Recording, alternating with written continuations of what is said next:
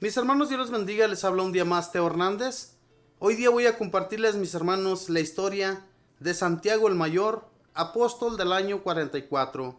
Vamos a poner atención, mis hermanos, abramos el corazón, abramos nuestro entendimiento también, para que entendamos el mensaje que Dios a través de estos santos nos ayude también a llegar a la santidad. Comencemos pues en este momento, y dice así: el nombre de Santiago proviene de dos palabras, San Jacob, porque su nombre en hebreo era Jacob. Los españoles en sus batallas gritaban: San Jacob, ayúdenos. Y de tanto repetir estas dos palabras, las unieron formando una sola, Santiago. Era el hermano de San Juan Evangelista. Se llamaba el mayor para distinguirlo del otro apóstol, Santiago el menor, que era más joven que él. Con sus padres Zebedeo y Salomé, vivían en la ciudad de Betsaida, junto al mar de Galilea, donde tenía una pequeña empresa de pesca.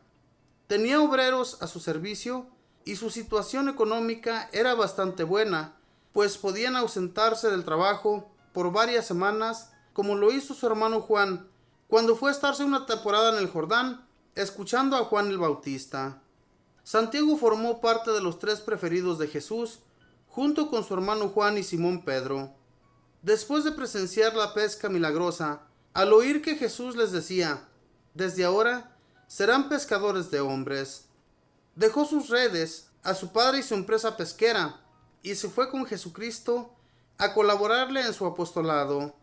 Presenció todos los grandes milagros de Cristo, y con Pedro y Juan fueron los únicos que estuvieron presentes en la transfiguración del Señor y en su oración en el huerto de Getsemaní. ¿Por qué lo prefería tanto Jesús? Quizá porque, como dice San Juan Crisóstomo, era el más atrevido y valiente para declararse amigo y seguidor del Redentor, o porque iba a ser el primero que derramaría su sangre por proclamar su fe en Jesucristo. Que Jesús nos tenga también a nosotros en el grupo de sus preferidos. Cuenta el Santo Evangelio que una vez al pasar por el pueblo de Samaria, la gente no quiso proporcionarles ningún alimento, y que Santiago y Juan le pidieron a Jesús que hiciera llover fuego del cielo y quemara a esos mal educados. Cristo tuvo que regañarlos por ese espíritu vengativo, y les recordó que Él no había venido a hacer daño a nadie, sino a salvar al mayor número posible de personas. Santiago no era santo cuando se hizo discípulo del Señor.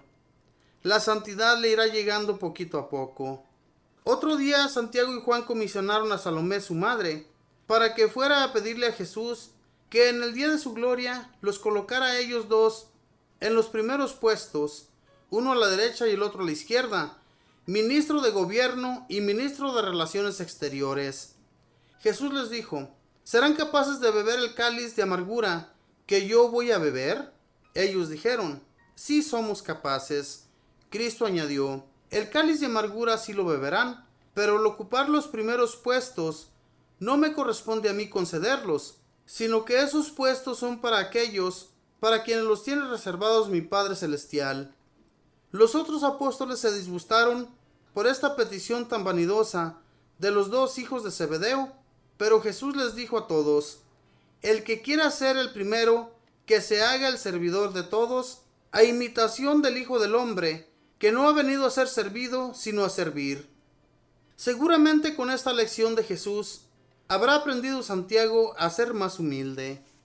Después de la ascensión de Jesús, Santiago el Mayor se disgustó con una de las principales figuras entre el grupo de los apóstoles.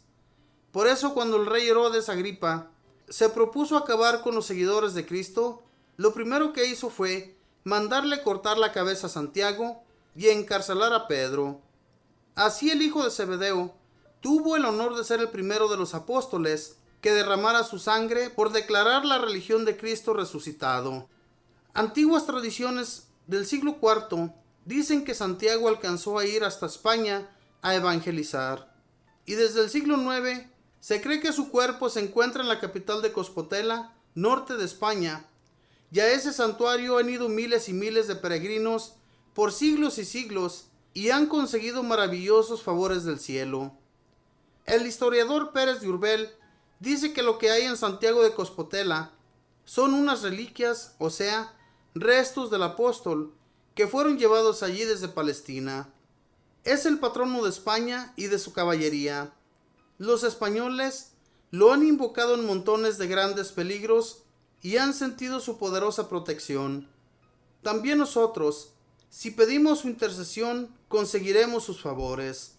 Apóstol Santiago, pídele a Jesús que seamos muchos y muchos como tú, nos dediquemos con toda valentía y generosidad a propagar por el mundo la religión de Cristo.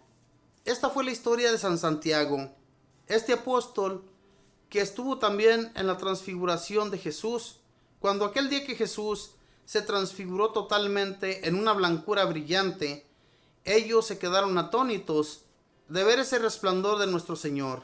Entonces se dice también en esta historia que fue uno de los preferidos de Jesús. En realidad, mis hermanos, ¿ustedes creen que Jesús tuvo o sigue teniendo preferidos? No, en realidad yo no creo que sean así las cosas. Jesús vino a dar su amor por todos, no solamente por los apóstoles o por los que quedaron aquí. Simplemente que a ellos les permitió todo eso para que con mucha valentía aceptaran las persecuciones que cuando Él se fuera a la derecha del Padre iban a tener que pasar ellos. Y vaya que sí fueron persecuciones muy difíciles, ya que la historia de San Santiago nos cuenta que a este le cortaron la cabeza. Y es que en realidad, mis hermanos, había reyes tan impios en aquel tiempo que hacían la maldad, no les importaba nada, absolutamente.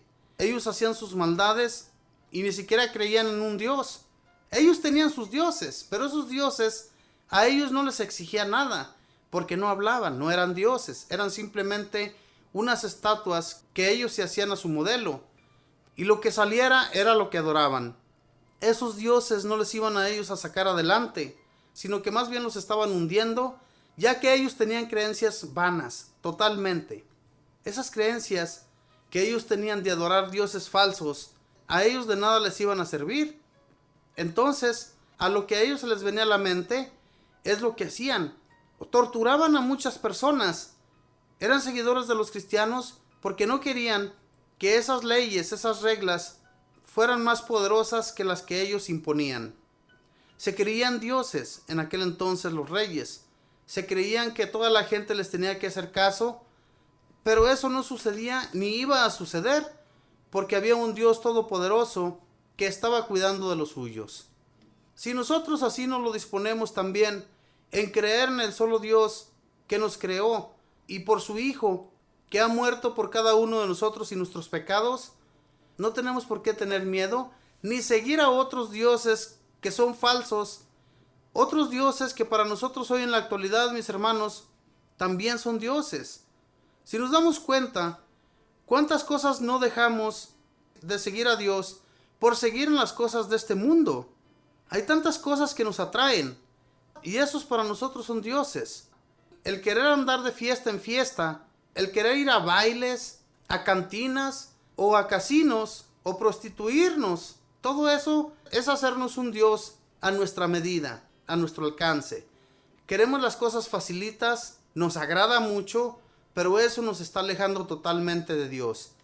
Hermanos, si sabemos que hay un Dios todopoderoso, si sabemos que ese Dios nos mira todo lo que estamos causando a nuestro cuerpo, ¿ustedes creen que Dios va a estar contento con lo que ve? Obviamente que no. Por eso es muy importante que cuando vayamos a hacer algo a nuestro cuerpo o hacernos dioses en este mundo, cosas que nos atraen, todo eso nos va a alejar de Dios, y Dios no está contento con esas cosas, que a veces también nos hacemos impios como aquellos reyes de aquel tiempo. Sigamos a Dios de todo corazón para que nuestra vida nos vaya bien y Dios siga cuidando de cada uno de nosotros.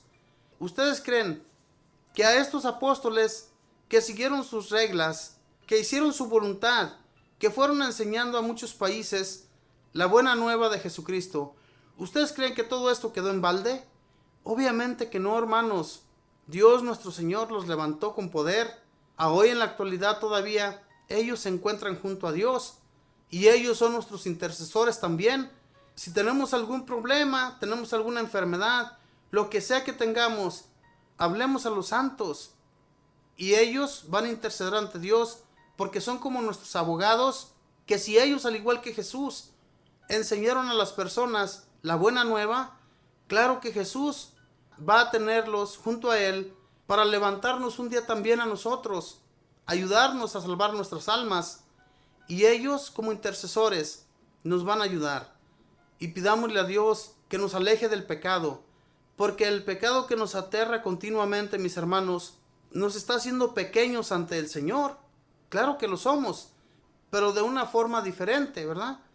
Nuestro Señor nos quiere hacer grandes a nosotros, siguiendo sus reglas, siguiendo sus leyes y preceptos. Él nos va a hacer grandes allá en esa gloria.